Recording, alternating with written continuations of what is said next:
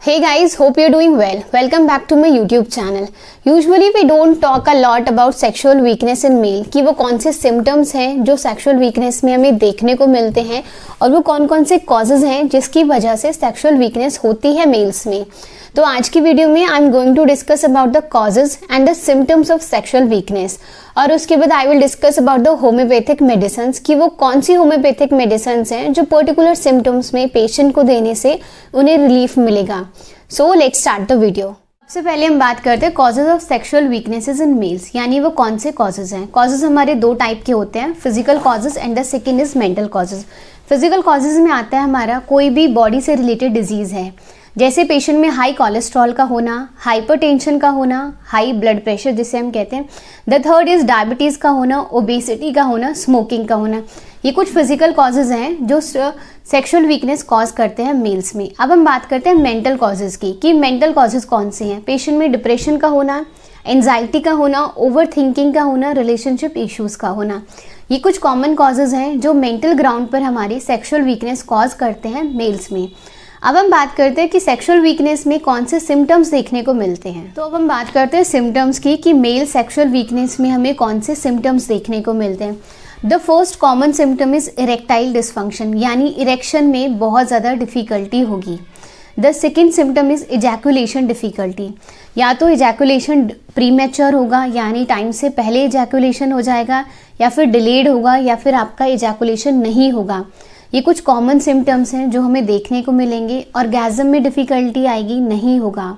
And the most common symptom is loss of sexual interest in partner, आपको sexual interest नहीं रहेगा।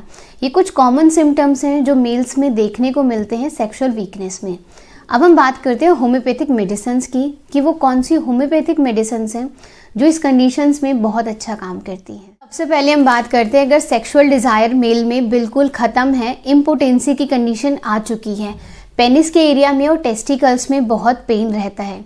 अगर patient को सेक्सुअल वीकनेस की वजह से डिज़ायर बिल्कुल ख़त्म है, उस केस में आपको नुफर ल्यूटियम मदर टिंचर की फॉर्म में लेनी है।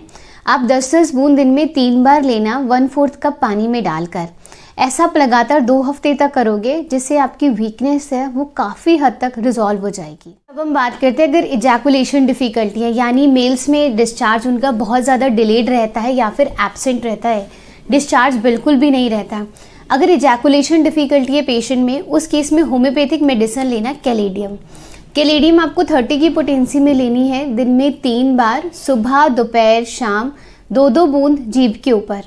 कैलेडियम के रेगुलर इंटेक से आपका जो डिस्चार्ज बहुत डिलेड रहता है या फिर एब्सेंट रहता है वो टाइम पर आना स्टार्ट हो जाएगा। बात करते हैं अगर पेशेंट में इरेक्टाइल डिसफंक्शन है, यानी इरेक्ट होने में प्रॉब्लम रहती है और डिस्चार्ज टाइम से पहले हो जाता है, यानी उनका प्री मैच्योर इजैकुलेशन हो जाता है जिसे हम प्री मैच्योर एमिशन भी कहते हैं।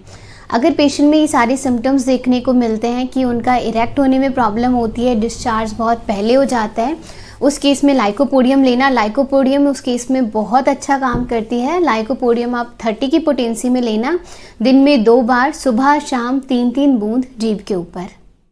वहीं पर कुछ पेशेंट्स में नाइट फॉल की कंप्लेंट रहती है कि रात के टाइम पर उनका सीमन या फिर प्रोस्टेटिक फ्लूइड जिसे हम कहते हैं डिस्चार्ज हो जाता है।